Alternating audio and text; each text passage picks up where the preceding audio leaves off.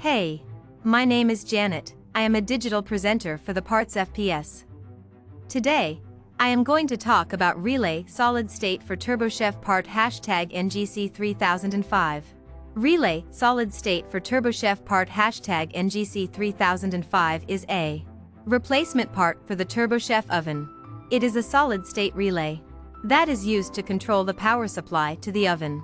The relay is designed to be used with the NGC-3000 series of ovens and provides a reliable and efficient way to control the power supply. The relay has two main components, a coil and a contactor. The coil is energized when the oven is turned on, which causes the contactor to close, allowing power to flow through it. When the oven is turned off, the coil de-energizes and the contact. This part fixes the following symptoms. The NGC-3005 solid-state relay is designed to replace the mechanical relay in a Turbochef oven. It can help to fix issues such as slow preheat times, inconsistent temperatures, and poor temperature control. Here is how you install this part.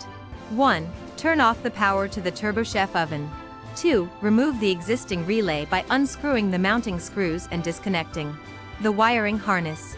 3. Install the new relay by connecting the wiring harness and securing it with the mounting screws.